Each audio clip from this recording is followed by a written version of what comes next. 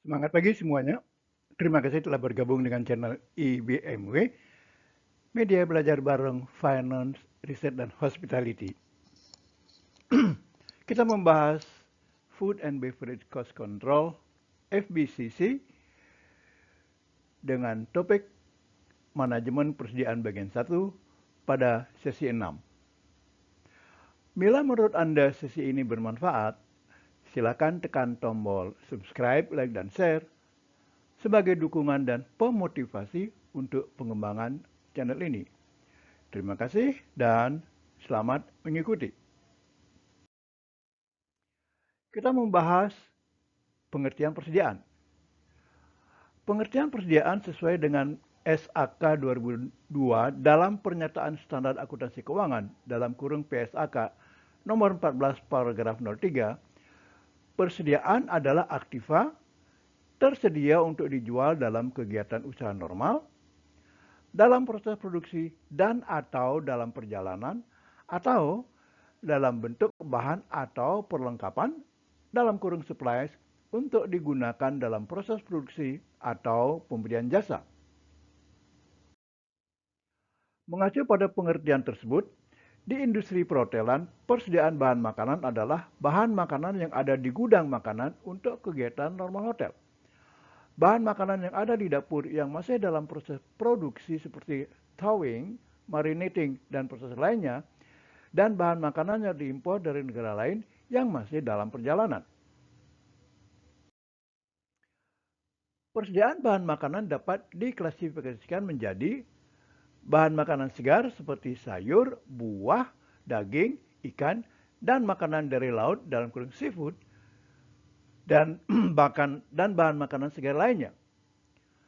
Bahan makanan yang dapat disimpan lebih lama di gudang makanan yang biasa disebut dengan istilah teknis groceries seperti kopi, gula, tepung, beras, mie, tomato kecap, makanan dalam kaleng, dan bahan makanan lain yang relatif tahan lama berada di gudang makanan.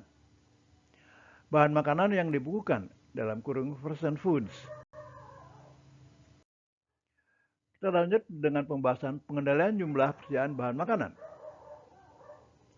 Dalam mengendalikan jumlah persediaan bahan makanan yang akan dibeli, ada dua model pembelian yang dapat diterapkan, yaitu model pembelian dengan segala sesuatunya sudah pasti, model deterministik, dan model yang segala sesuatunya tidak pasti, model probabilistik.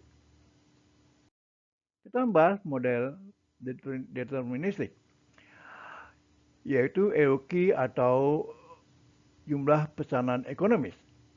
Model deterministik yang lazim diterapkan adalah economic order quantity, yang diterjemahkan dengan jumlah pesanan ekonomis dalam kurung JPE.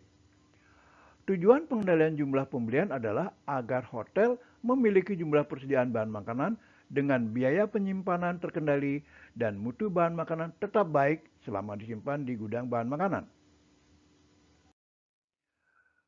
Formula EOQ adalah EOQ sama dengan akar 2Fs per Cp. Dalam rumus EOQ di atas, F adalah biaya tetap yang terjadi untuk memesan bahan makanan dimaksud. S adalah penjualan atau penggunaan dalam unit per tahun. C adalah carrying cost, biaya yang terjadi untuk jangka waktu setahun seperti asuransi, biaya bunga, biaya penyimpanan, yang dinyatakan dalam persentase atas nilai persediaan bahan makanan. P adalah harga pembelian per unit. Perhatikan contoh berikut. Biaya tetap dalam kurung F adalah Rp10.500. Penjualan atau penggunaan dalam unit per tahun dalam kurung S adalah 5.200 kg daging. Carrying cost atau holding cost adalah 10% dari nilai persediaan. Harga pembelian per unit dalam kurung P adalah 12.000 per kilogram. Dari rumus EOQ, jumlah pesanan daging yang paling ekonomis adalah 302 kg. Frekuensi pemesanan dalam setahun 5.200 per 302 sama dengan 17 kali. Dengan jangka waktu 21 hari didapat dari 360 per 17. Demikian akhir dari sesi ini. Terima kasih dan sampai jumpa.